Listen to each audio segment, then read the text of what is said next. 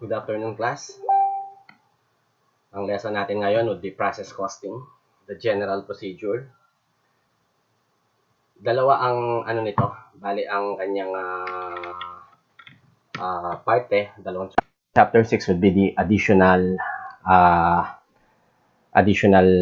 procedures. Okay? So let's start. First, we discuss the learning objectives.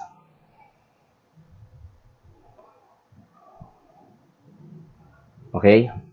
Recognize the difference between job order and process cost accounting system. You are already familiar with the job order cost system because yun ang lesson natin before the ECQ. Number 2, compute unit cost in a process cost system.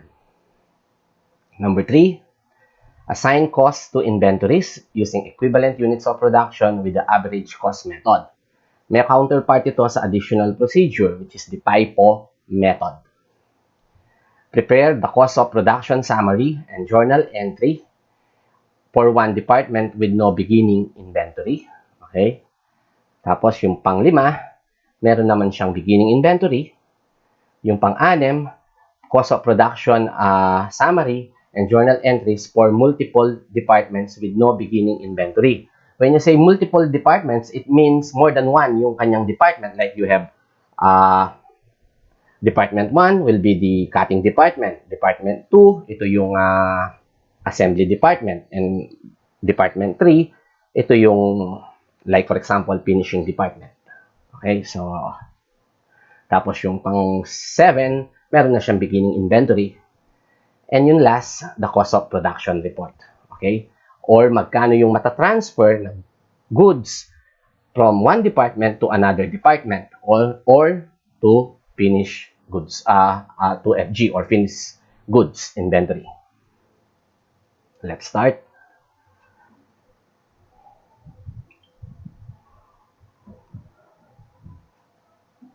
Job order cost system is appropriate when products manufactured on a special order basis. When you say special order, para lang siya sa isang particular na client or customer. For example, si Sir RR, nagpagawa siya ng yate. Then, yung yate na yan, para sa kanya lang yan. Okay? So, kung magpapagawa si Sir Mark ng yate, iba yung yate na yan. So, para kay Sir Mark lang siya. But, yung process costing, ginagamit siya para sa mga produkto na pare-parehas lang. For example, yung ating cellphone. Like, you have your 3210. Okay? So, yung 3210 ninyo, sa inyo lang yan. Yung 3210 mo, kamukha siya ng 3210 ni Peter. Kamukha siya ng 3210 ni Mary. So, isang product para siya sa lahat ng may gusto. Okay? So, dun mo gagamitin yung process costing. For example, class, walis tambo. Anong gagamitin mong cost system? Costing system, job order ba or process costing? Of course, process costing. Traje de boda. Anong gagamitin mo? Siyempre, gagamitin mo job order costing. Kasi yung traje de boda, personal yan. Sa'yo lang yan. Okay? So, ganun siya. So, that's the difference between the two. Next slide. Materials and labor costs. The focus of process cost system is the factory cost center. So, cost center ang factory. In a process cost system, the cost of materials labor are charged directly to the department when they are incurred. Compare mo sa job order cost system na SEM. Ano ang ginagawa natin? Ang ginagawa natin kapag nag-incur ng material, labor, or factory overhead, ano ang entry mo? Debit material, ay debit work in process. Credit materials. Credit payroll. Credit various credit for factory overhead. Okay? So, pero papasok ngayon yan sa mga subsidiary ledger. Ano yung subsidiary ledger mo sa job order cost system? Ang subsidiary ledger mo yung job cost sheet. So, meron kang job 101, job 102, job 103. So, magkanong ginamit na materials ng Job 101, etc., etc., etc. So, doon siya. So, ang cost center mo, ang iyong ang nag-accumulate ka ng cost sa job order cost system sa job. Unlike sa process cost system, mag-accumulate ka ng job sa department. Kaya nga ang entry mo, debit, work in process, cutting department. Okay? Debit, credit, materials. Credit, payroll. Credit, various credit for factory overhead. So, same pa rin yung entries mo sa job at saka sa process. Mag-iiba ka na lang ngayon sa subsidiary ledger. Ang subsidiary ledger mo ay ang subsidiary ledger mo sa job order cost system ay ang subsidiary ledger mo sa job order ay job or job cost sheet. Ang subsidiary ledger mo para sa process ay department. Next.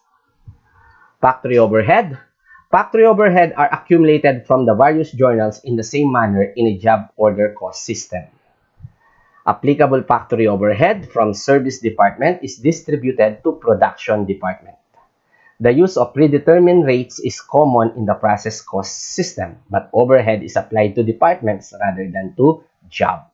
So, yung accounting for factory overhead sa process, kamukhang-kamukha lang siya ng job order cost system. As I said, ang ano lang is, pag nag-accumulate ka, iba lang ang iyong subsidiary ledger. Product cost in a process cost system. The total cost of each item produced is combined with units from the individual department. So, ganito ang ibig niyang sabihin. You have three departments, Department 1, Department 2, and Department 3. So, sa Department 1, doon magsisimula ang production. So, ang Department 1, maglalagay siya ng DM or direct material, DL or direct labor, at saka factory overhead. So, i-accumulate mo yan. Pag natapos na sila sa Department 1, natapos na yung Department 1, ang gagawin ni Department 1, ililipat niya yung goods, yung unfinished goods, work in process pa rin yan, sa Department 2. So, ang entry ngayon ni Department 1 would be debit, work in process, Department 2, credit, work in process, Department 1. So, lilipat siya ngayon sa Department 2. Si Department 2 ngayon, for example, maglalagay na lang siya conversion cost, which basically means direct labor at saka direct material, ay direct labor and factory overhead, rather. So, yun. So, i-accumulate mo ngayon yan. Sa pag-accumulate mo ni Department 2, okay, na-accumulate na yan, pag natapos na si Department 2, ipapasa niya ngayon kay Department 3 yung unfinished goods. So, paano? So, debit, work in process, Department 3. Credit, work in process, Department 2. But yung cost ng goods, yung amount na ilalagay mo, ito yung total cost na na-incurred ni Department 1 at saka ni Department 2. Ganon din ang mangyayari kay Department 3. Pag inumpisahan na niya yan, maybe maglalagay siya ng DM, DL, at saka FOH. Pag natapos na si Department 3, which is the last department, ang entry mo ngayon ay debit, finished goods, credit, work in process, Department 3. So, sa Department 3, yung amount na ilalagay niya ay yung amount na total na na-incurred ni Department 1, Department 2, at saka ni Department 3. Costs are recorded by department according to the following procedures. Service department costs are allocated to the production department. Costs from prior departments are carried over to the successive departments. Cost of materials, labor directly identifiable with the department as well as applied overhead are charged to that department. Costing of inventory.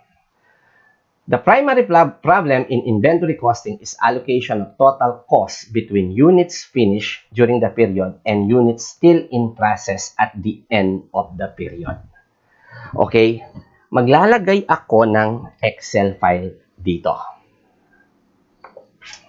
Wait lang. Okay. Di ako naka-ready.